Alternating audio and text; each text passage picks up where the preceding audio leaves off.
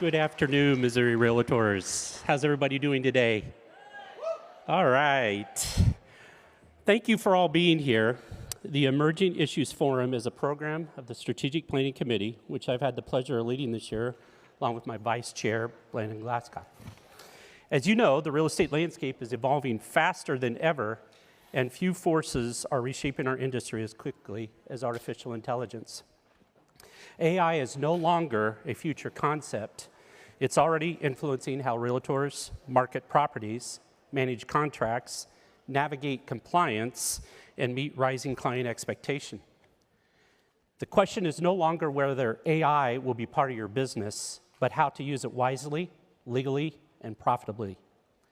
Today's Emerging Issues Forum is designed to cut through the hype and provide real-world clarity on AI's role in real estate. Our goal is to explore how AI is being used in live transactions, where the legal and ethical guardrails exist, and which tools can genuinely improve productivity without putting your license or your clients at risk. To help guide this conversation, we're pleased to be joined by three nationally recognized experts who bring practical, legal, and strategic perspectives on AI in real estate. Josh Cadillac brings the practitioner's viewpoint, drawing from his experience in residential, commercial, and investment real estate to show how AI is already influencing deal analysis, negotiations, client expectations in the field today. He is an award-winning inspirational speaker, international speaker and inspirational speaker, real estate coach, and the #1 international best-selling author who trains agents how to close for life, turning expertise into trust, credibility, and clients who come back again and again. As a top producer since going full-time in 2008, Josh holds the National Speakers Association Certified Speaking Professional designation, has earned 2 Speaker of the Year awards from the Miami Realtors, and holds 40-plus real estate designations and certifications. He's also the creator of the ACE continuing education courses, including Florida's first approved crypto and real estate CE class, one of only a handful approved nationwide. He's the author of The Roadmap of American Dream, Close for Life, and Success for Life. Trista Curzydlo offers the legal and compliance lens, helping realtors understand where AI use can cross regulatory lines, threaten license or violate fair housing laws, or expose confidential client information. She's a graduate of Washburn University and Washburn University School of Law, where she was a member of the Washburn Law Journal. After serving as the assistant legal counsel to Kansas Governor Bill Graves, Trista joined the office of the district attorney for the 18th Judicial District of Kansas as an assistant district attorney assigned to the Consumer Fraud Division. From 2004 to 2010, January 2010, Trista was the Government Affairs Director and legal counsel for the Wichita Area Association of Realtors in the South Central Kansas MLS in Wichita, Kansas. Trista now devotes her time to offering excellent educational opportunities for real estate licensees across the country. And our final speaker is Craig Grant. He rounds out the panel with hands-on guidance, focuses on realtors can responsibly implement AI tools to save time, enhance marketing, and remain competitive in a rapidly changing marketplace.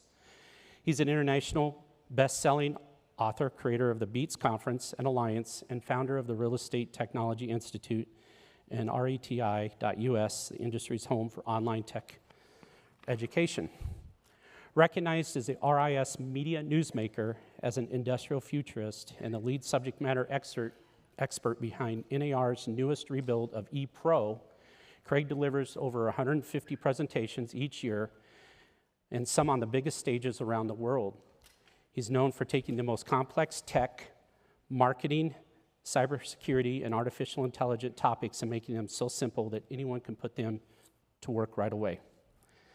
The fast-paced emerging discussion will lead you with clear takeaways, smarter questions to ask, and a stronger understanding of how to navigate AI with confidence as our industry moves forward.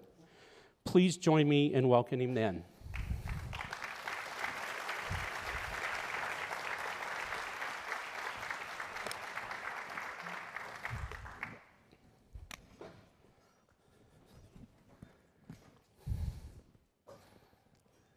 Welcome, Joshua.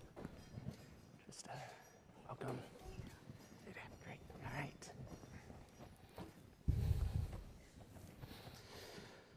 So this first question is for Josh. AI is no longer hype, but it's also unevenly adopted.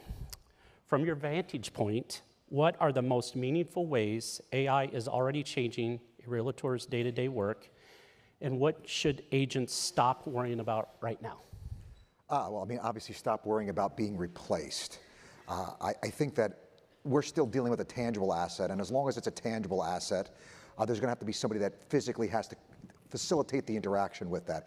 And there's so many moving pieces with the actual real estate transaction that I don't think that goes away. Like, we're safe. The plumber's a little bit more safe than us, I think. Like, the plumbers, they're in pretty good shape, but I think the real estate agents, we're pretty good too. I think what's changing on a daily basis is meeting prep. It's much easier to get ready for meeting prep. The Otter AI and things like that, giving you summaries of meetings that have gone on. And one of the big things you have to worry about with AI is the mistakes, right? But it also helps you avoid mistakes of things that maybe you missed in a meeting that you were in. You know, you were making the list of things that, you know, what the to-dos are. And it can give you this great summary of things. So those things are helping, preparing your offer memorandas, things like that. Putting together just overall deal structure. I think that's the place that's really helping. I'm seeing a lot. Excellent. Craig, if an agent wants measurable results in the next 30 to 90 days, what are 2 or 3 AI-powered workflows most likely to produce ROI? Truthfully, I mean, AI can be used for anything. So I would say ROI goes back to what can help improve your business the fastest, whether that's marketing, content creation, whether it's business planning, whether it's setting up the proper processes so things are more automated flows. So anytime I try to coach about how to use AI, I would say you got to figure out your core problem first, so we can use AI to help you solve that problem to make you the most ROI. Excellent. This can be anyone on the panel who wants to answer the next question. Uh-oh, wild card. Before adopting those, what was one safety habit that must be built into the workflow from? Go ahead. Trista, it sounds She's like itching you're the for this expert. one. I think this is me. Right? So for those of you who were with me this morning, we talked about kind of having that checklist. When you decide to start using a platform, we're going to go through and we're going to take a look at a few things.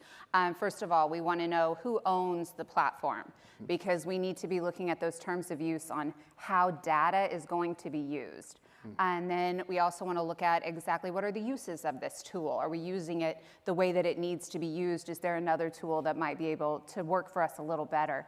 And then the big two for me are always going to be, am I making a disclosure of confidential information that I didn't intend to make? Because remember that AI, it's a third person. I like to think of it as it would be the biggest gossip in the room, which in this case would be Craig Grant. So if I'm gonna, if I'm going to sit down and I want to accomplish something, it would be like if I said, hey, Craig, what do you think about this? Do I think Craig is going to tell everybody what I said? Absolutely. Very possibly. So AI is going to take what I've said or what I've implemented, and it's going to put it into its large language model in most cases. I want to know if that's going to happen. I want to know if the sub-processors, meaning the constellation of large language models that are used by all those platforms, are they going to take my data and put it out there? And then I also want to look at that data retention part. How long is that entity going to keep my data? How is it going to encrypt it or not? I'm a big end-to-end encryption person. Same. I know you are. Right. I know. It might be the only thing we agree on today, right there, end-to-end encryption. And so I'm going to read those terms of use, which I think, I know a lot of people groan at the thought of reading them, but it's important that you do, because those are going to dictate what happens to you, the data that you give to that entity. And so you got to read them. Yep. And by the way, very few people, there's people like Trista and I that actually read terms of service, right? So it's learning from people who actually put in the time to know what to do and not to do. The other things I'll kind of throw on top of that is there's a monstrous difference in the AI platform world between free accounts and paid accounts. Free accounts, if you actually take the time to read the term of service, you're basically consenting to provide all your usage into the learning models. And learning models are public access data. So you can literally Google search someone's free usage on most of the AI platforms for free. Whereas paid accounts, you're basically paying for privacy, you're paying for the encryption and data retention. And then the other part I throw on top of that is when it comes to data retention, first of all, Code of Ethics, Article 1-9 requires you to store info. Then state law says you have to store it for a certain period of time. And free accounts typically don't go beyond 30 days of retention. So I always say on day 31 with a free account, you're violating your state retention laws. Oh, Craig, I don't think so. Oh, there we go. No. I knew we knew this would happen at some point. No, you're not going to be using an AI platform as your data retention tool. If I'm going to use, so let's say, what would I use? Like Zoom AI Companion, right?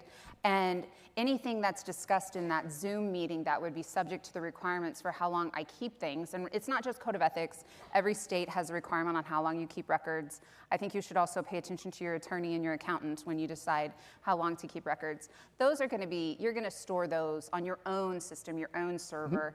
When it comes to how long data is going to be kept by a platform that I use, I don't want it to be kept. Right. I like a zero data retention. Okay. I don't want any entity out there to have data that I'm responsible for, because that's one more door that would be, opened for somebody that might breach, and then I'm going to get sued. I like to think of every file, every bit of data that I've put out in the world, that's dollars.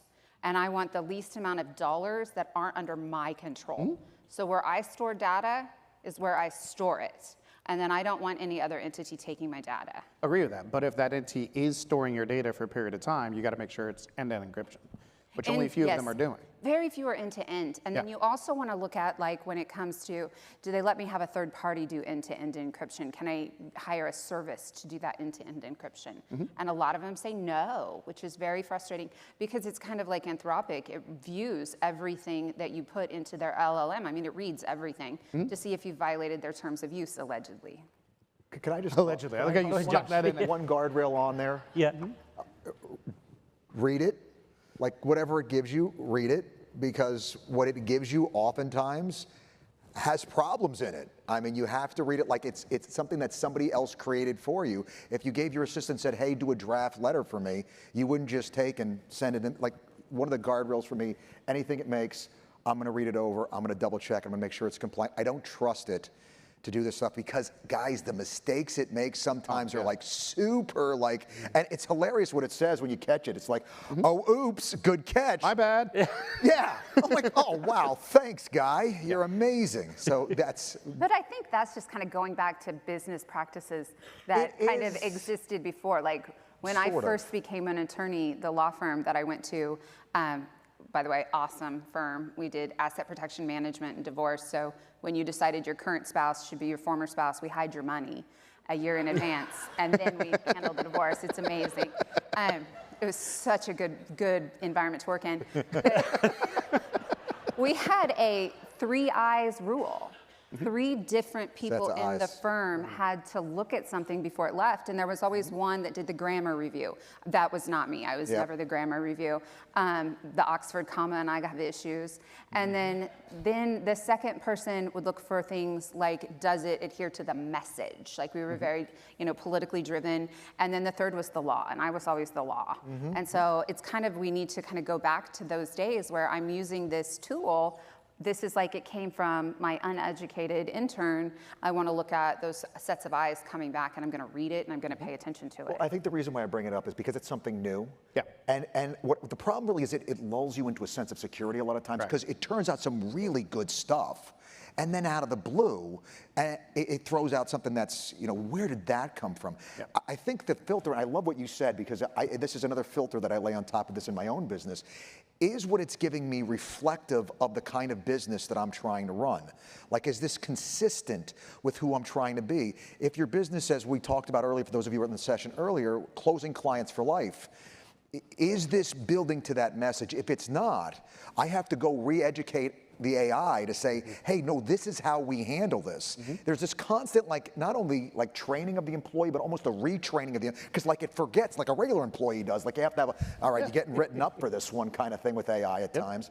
it is a thing. So for me, as simple as it is, read it and like really read it through the context of, is this commensurate with the kind of business that I run, and is it compliant with all the things that matter? Yeah, in the AI world, we call it maintaining your voice, right? You don't want anything to sound like it's coming out of a robot. You want to make sure it always presents you and your brand properly. And a lot of people just get lulled into comfort and they just copy and paste. They just kind of take AI content and don't review and check every detail. I would say anything I create is a first draft. You got to slow down, read every little word, every detail. If it's a picture, look at every item that you can see in that image, make sure there's nothing in there offensive or anything like that, because AI can get you in deep trouble really, really quickly if you just copy and paste and run with things. Craig, I've got another question for you, but Sure. it was definitely humorous this morning. You were teaching some brokers and you had to discipline your AI a few times. Oh, I did. Yeah, I discipline it all the time. If you had to teach, Craig, agents one prompting framework that consistently produces useful, compliant outputs, what would it be? All right, so first thing is, and I taught this in that workshop as well, I'm a big believer in try to dummy-proof your account settings as much as possible. So in other words, whatever platform you're using, it gives you the ability to go in and create guardrails. So I always typically recommend putting in things like the NAR Code of Ethics, putting in your state fair housing laws, the federal fair housing laws, your advertising rules and regulations, your company's policy manual, whatever you have, and put them in there and say, please always try to adhere to these things. But again, just because you put it into your settings doesn't mean it's going to follow it at all times. So just because I ask it to pay attention to fair housing doesn't mean it may not violate it at some time. So that's what I mean by not getting lulled into laziness and trusting it. You want to put the guardrails in, but at the same time, you still want to proof every little detail of AI content. That's excellent advice. This is for any of our panelists. So what specific constraints or instructions should always be included in a prompt to reduce risk, such as overconfident facts, legal conclusions, or fair housing issues? I like how the way everybody's looking at me up here. And it's what I wouldn't do. And, and Craig and I have had this discussion several times, and I know that there are some folks when they talk about AI are like, and then I just tell it, follow the Fair Housing Act. And isn't that awesome? Because then it's following the Fair Housing Act. And it's not. It's always. not always following. And part of that is, if you think about, for those of you who were with me in the fall, we talked about the impact of Loper Bright, and that HUD is going to be making a lot of changes when it comes to the enforcement of the Fair Housing Act. And I was off the mark a little. I thought it was going to take a year, and it took 4 months for HUD to really start acting on it. And so if I'm directing an AI product, look at your large language model and follow the Fair Housing Act, it's looking at a dated Fair Housing Act. It's not giving me what's happening today when it comes to the way that things have changed. And this morning I was updating a course that I'm teaching in the South, and I'm reading what was adopted by their legislature, yesterday. And that's not going to be incorporated into the large language model for months. It's not going to be there. And so I can't just say follow the law, because AI doesn't know what the law is. Yeah. Now, if I could expound on that, though, and I, again, went over this in the workshop and everything, if you just ask AI a generalized question or anything like that, it basically searches the internet, and I would say anytime it touches the internet, you're rolling the dice whether they're getting good or bad information. What I always try to coach is when it comes to prompting, if you're smart, you control the narrative and you provide it the exact source of content you want it to use. So for example, if those laws just changed a couple months ago, you give it the exact link or PDF file to those new updated laws. If you're wanting to do any kind of real estate data or anything like that, you don't just say, what's the market value in our area? You give it the exact link or the PDF file to this month's MLS report or whatever kind of data you have. So if you're providing the context, it will not search the internet. It's only going to use the source you're providing it, and that usually guarantees at least better, more accurate information. Are you talking about like creation of like a RAG? I'm sorry? Are you talking about like retrieval automated generator? Is that what you mean when you say guidelines, a RAG? I'm going to limit what it has access to? Yeah, well, in the prompt itself, you can say, here's the PDF file of the newest laws, I want you to use this, versus internet searching where it could pull an outdated one, whatever it might be. So you can upload PDF files, Word documents, spreadsheets of data, whatever you have, or give it an exact link to a certain website or websites you want it to use in any prompt you're doing. So if you do that, again, it's not going to search the internet, and then it typically will come back with the only information you're asking it to use. I think instead of guardrails, you might want to go like that step further, do that closed data set, like a true RAG, where it can't Correct. It can't go outside of what I've given it. Correct. And so at that point, it becomes more like a summarization tool than like a research tool. Exactly. But I also wouldn't ask it to summarize something that I don't fundamentally understand either, because it might not get it. And so the example that comes to my mind is there was legislation that was introduced. A realtor serves on the legislature in Wyoming, and a few years back, she introduced legislation to make it easier to remove restrictive covenants that are associated with properties. It was a huge victory. And for those of you who've seen those restrictive covenants that have kind of language that we don't want associated with title work.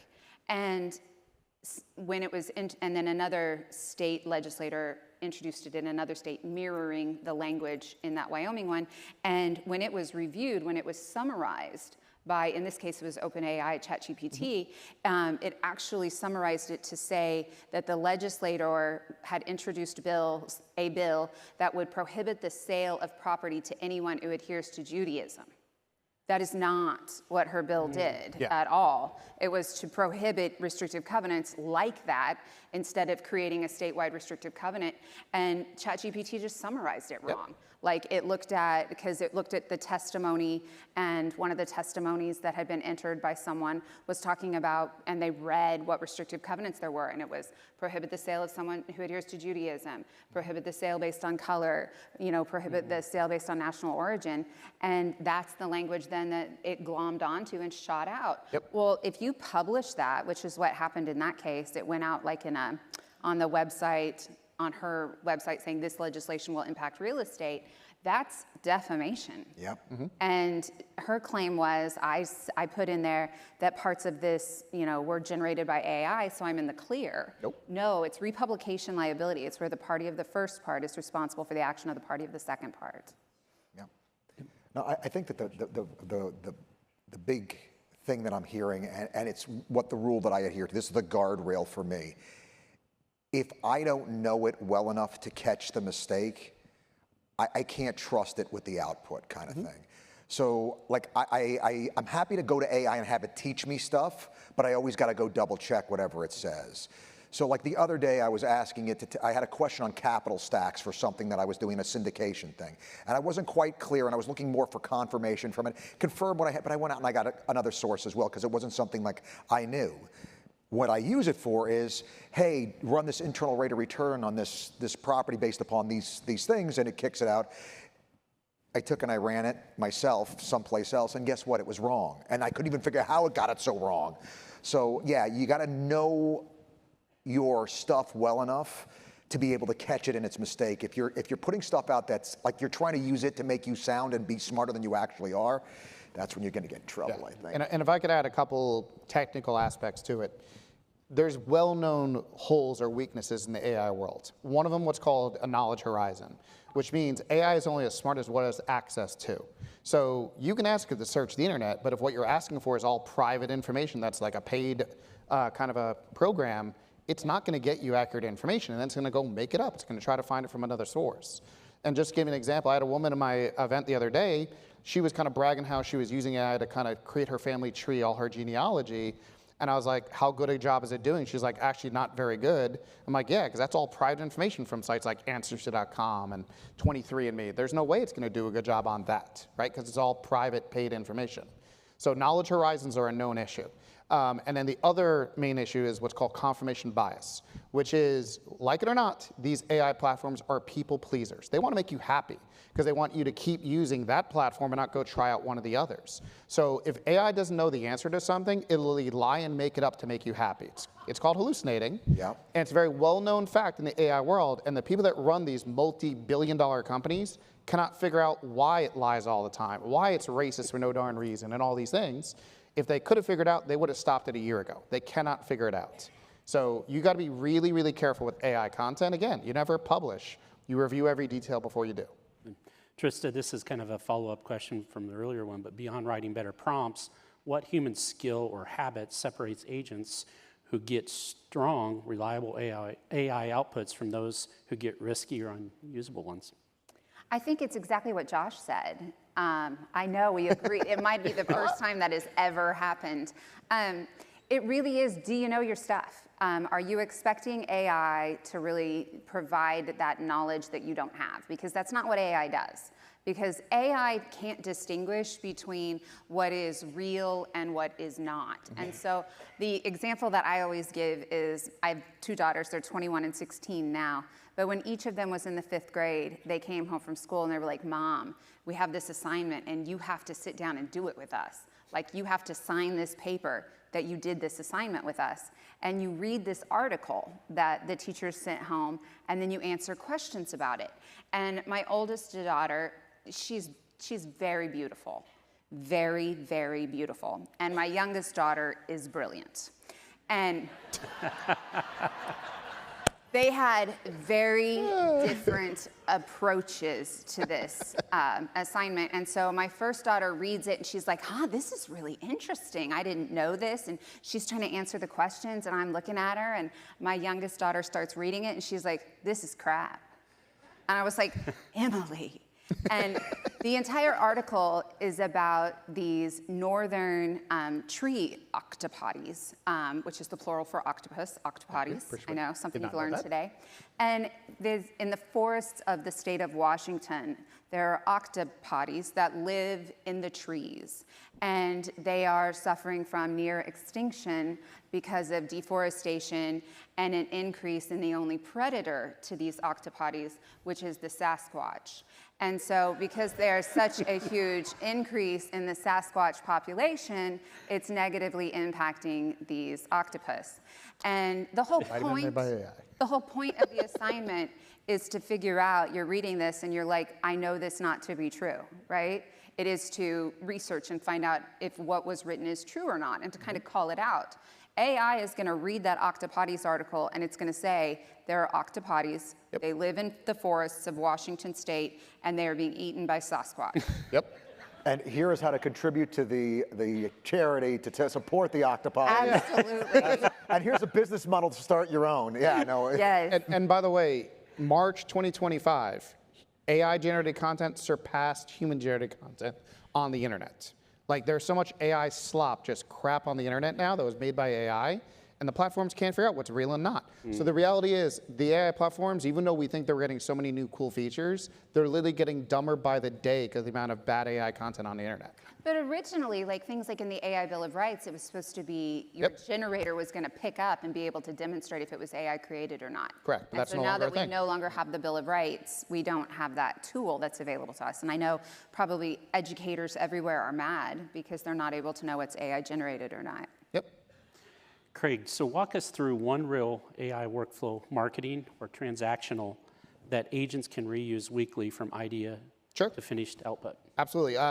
If any of you guys were in my workshop, I showed you like step by step how to build out an entire year's worth of blogging content for website search optimization, how to build out an entire year's worth of social media content and everything else. So one thing that I always coach when I teach about how to prompt and how to do things is called sequencing.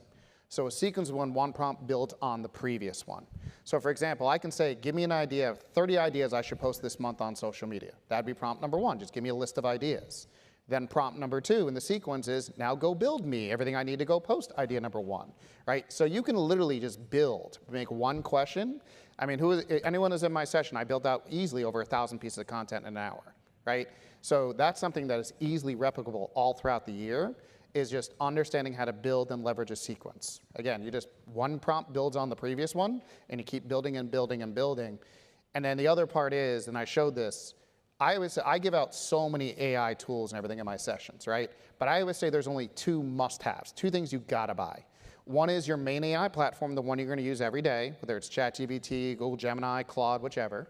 And then the other one, if you're not already paying for it, is Canva Pro. Because the combination of the 2 things, we're not talking about a lot of money, I can accomplish anything I want on the marketing side, from a workflow and everything, with those 2 things combined. Excellent. Josh, do you have anything to add on that? Yeah, no, I like what Craig is saying, and I like, for me, from a practical standpoint, something that I do all the time.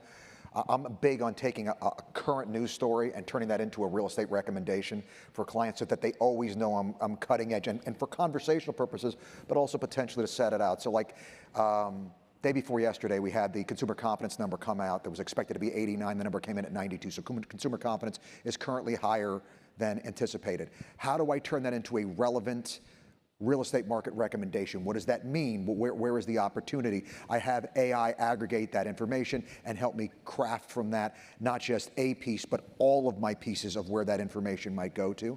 You know, bust it up into a script for a social media post if you're going to do that, if you're going to send out a mailer or anything like that, all of that. So you're being very fresh, very evergreen, and taking really recent current data and pulling it out. So you can actually ask, what's the most recent data that came out, financial news reporting or something like that?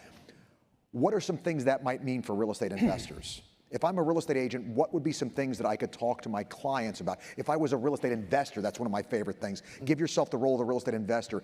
One of the best ways to be better at our business, guys, is to stop thinking about it like we're the person that's the intermediary and like we're the person doing the deal. If you think like it's your money, you have much better conversations with your clients because you're now lined up together. And so for me, like, how does that different number, expectations were missed. We came in over expectations. Where is the opportunity from that?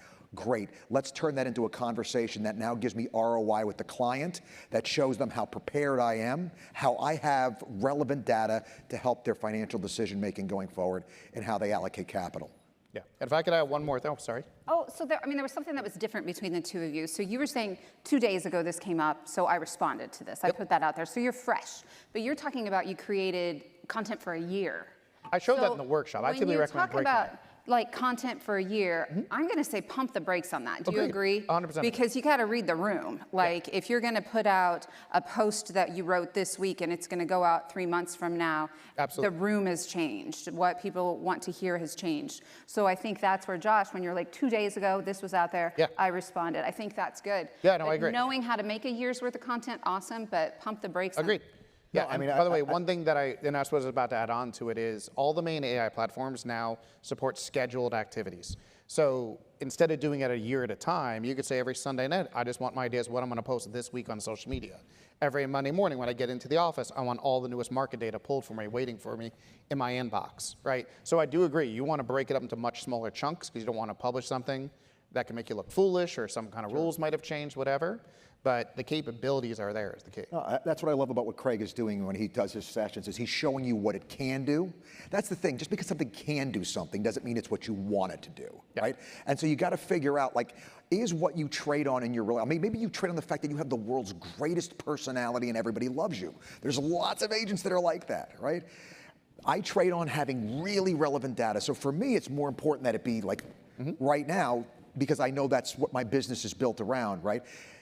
Just because AI can do something doesn't mean you necessarily want to do it. That's why I kind of go back to that idea. Does it fit in with the kind of business that you're trying to run? And the question that I'd ask you, kind of the bigger question, and I'm sorry to just toss it in here because it is a big question.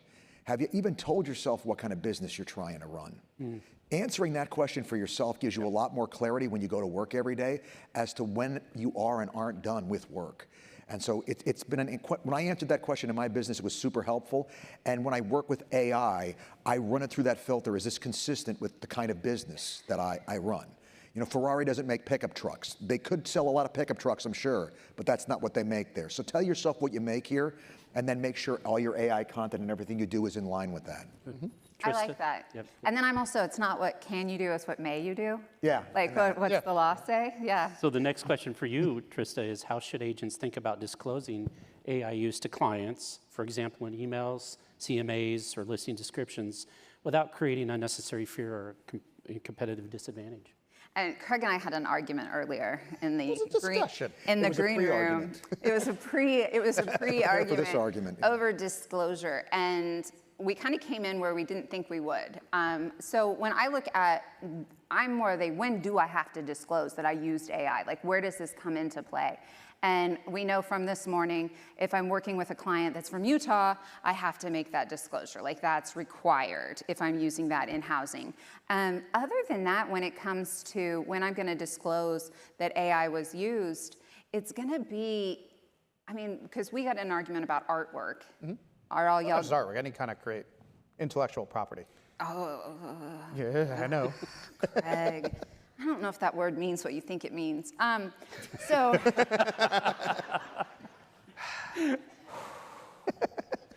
Breathe. Now unload. if you're using AI to manipulate, we're going to disclose. So virtual staging, we're going to disclose. If we're using it to make things sound pretty, like I don't necessarily like how I write, so I run something through an AI platform to pretty it up, that's not something that I'm going to need to make a disclosure that AI was used. The only exception would be we do have some platforms like multiple lists, you know, this is kind of a way they're going where they want to know, was AI used? Because remember, if AI generates something, it can't be protected under US copyright laws. And so we need to know that. Is this going to be something that's just into the public domain because it was created or generated by AI? But your disclosure, if you want to put out there, part of this was generated by AI, I think that's good. Put it out there. I put on all of my materials that AI wasn't used because I spent a long time getting this brain, and I want everybody to know that it was me. That's awesome. All right, so this is for Craig, and this is actually one of my questions that made the list. So how should solo agents, teams, and large brokerages evaluate AI tools differently to ensure real return on investment rather than a tool sprawl? All right, so again, to me, it goes back to what your core needs are. No matter what kind of tech you're buying, you really got to figure out what is a need and what's a nice to have. So like I mentioned, to me, the only two must-haves in the AI world is picking your main platform and then Canva Pro if you're not already paying for that. Anything else in the AI world, to me, is a nice to have. In other words, if you want to go with an avatar tool, that's a nice to have. Like there's tons of great tools out there for that. If you want an AI video editing software, there's a lot of great ones now. Those are all nice to haves, right? There's a lot of stuff in the commercial space for analyzing properties and data and everything. Those are all nice to haves. So to me, it really goes back to first figuring out what's my core needs, not just chasing every little shiny thing that comes out, because just in the last 3 years, there's now over 500,000 AI products on the market. And there's a new one popping up every day.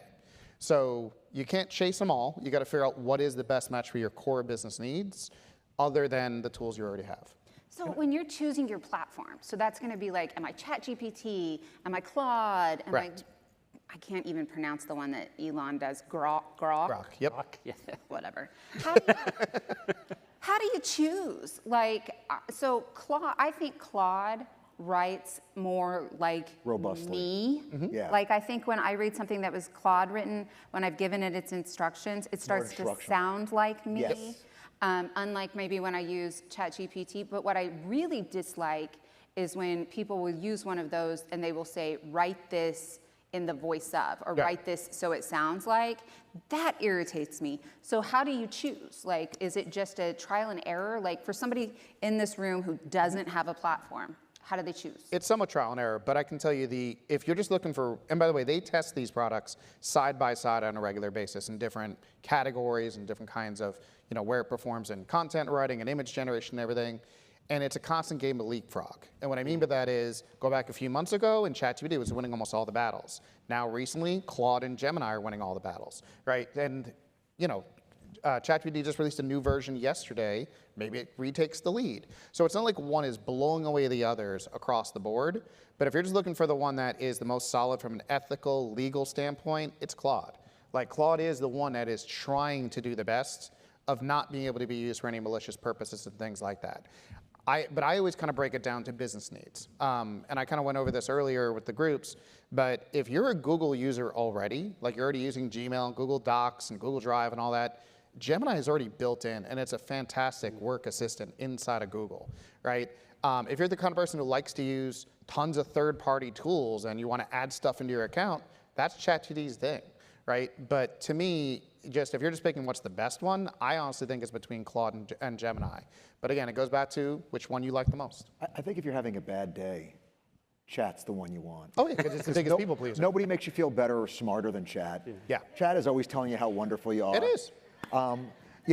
I actually have both. I have a paid account in Chat and Claude. Yep. And it depends on what the output I'm looking for is. If I want concise, Yep. I go with chat. Chat like strives for this quick, blurby kind of sounding, almost like it's a marketing piece kind of thing. So like for marketing stuff, a marketing script, I find chat is better for that. If I'm doing something descriptive, more like what you and I, like a polished kind of like, here's how you explain something. Claude is going to give you a much more robust description. So I think that they're actually just good at different things. It's like having different employees. The one that I've fallen in love with recently for presentations is Pop AI, which I'd never heard anybody, I stumbled on it by mistake. But man, my slide decks have gotten so much prettier. I mean, like I like to have nice slide decks and I can just feed it in there. So like if you're doing mini presentations and you want like really nicely layered and like you really spent a lot of time on it, but you really didn't, man, it's really good at that stuff. And there's Notebook LM, there's Gamma, there's a lot of them that do that kind of stuff. No, it's a thing. So I feel like my boring slides really are what I'm known for. Like I really feel like people, when they come to my course, they don't expect entertainment. I don't think that's what they're there for. No, because they You're have the you. entertainment. Out there. Why do they need more?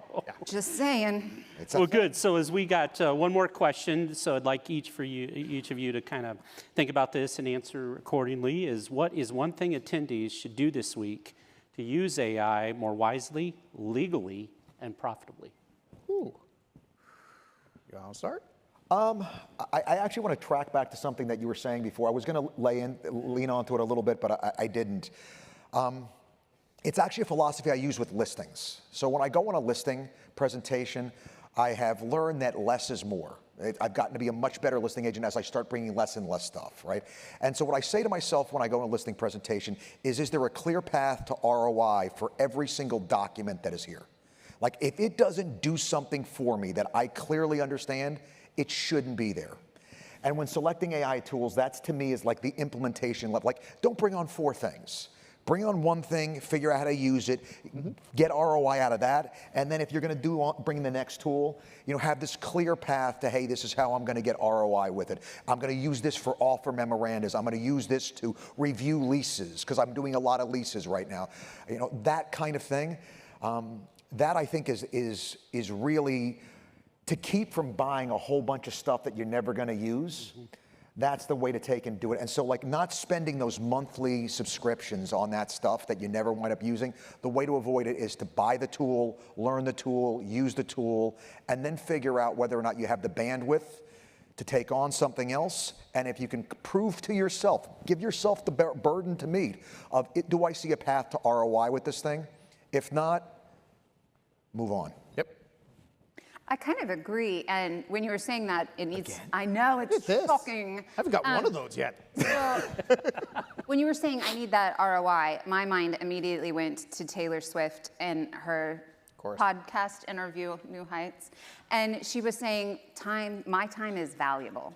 And you have to think of it the same way. Your time is valuable.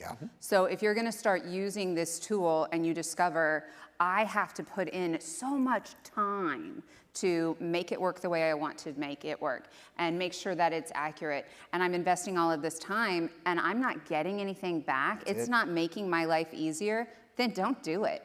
Give yourself like a period of trial where you're like, okay, I'm gonna do this for like 3 months. If I don't have it mastered, if I'm not getting the return that I want on my time, I'm done. And I move along. And when I first started speaking like a million years ago, somebody was really on my case at a convention kind of like this and was like, you have to have a website. And I'm like, I don't want a website. And they're like, you gotta have a website. And I'm like, websites are stupid. And he was like, Trista, if you will review my contract stuff, I will make your website for you. And I was like, fine, whatever. And I discovered very quickly that the way that website was set up, it was too much work. I wasn't getting anything back from it. So I went from having a very interactive website where it took a lot of my time to just having a static website with, there's a page that actually says, I don't like people. Don't bother to email me. I'm not going to email you back. Because I'm honest like that, because there wasn't the return for me. So if you're not getting back what you need, then move on, find a different toy. Greg, you want to wrap up next? If I could, I'd say don't be afraid of AI, but be afraid of what AI can do to your life and your business. And what I mean by that is, again, so many people just trust what AI creates and they don't vet the information. They don't check every little detail of it. And there's so many code of ethics violations being filed and fair housing and just people getting in trouble for just trusting AI. Okay, so don't be afraid of it, but at the same time, be afraid of it. Make sure if you're smart, you really thoroughly vet anything it creates. It's somewhere in between. That's what I'm really hearing. Because I know there's the person in the room that's like me that just heard that as an excuse. I don't need AI. Because that's who I am. Like I'm always the guy that's like hesitant to take and do that. And that's not what he's saying, right? If you're not using it, the agents, if you're a good agent, the good agents that are using it are going to beat you. And they're going to beat you badly. Because you can take and buy your time back. And that time, there's two scarce resources in life, time and money. If it's not giving you more time, or it's not making you more money, it's got to go, right? And so attacking this thing, like taking it on and tackling it, and then the other piece of it is, not being afraid of it, but not trusting it too much. It's somewhere in between. That's the healthy place. All three of us on the panel believe AI is not going to replace the real estate agent, but we think it is going to create a better real estate agent going forward. Like any of you that start using and leveraging this technology and tools and do it properly, legally and ethically, are going to have a leg up in your competition who's still doing things the old school ways. You really are. Well said. Wasn't this awesome? Let's thank our panelists. Yeah, Josh, Trista, great. Thank you very much. Absolutely. That's a great job. Can I get a hand? Yes. Yay. Awesome job. Thank you, Josh.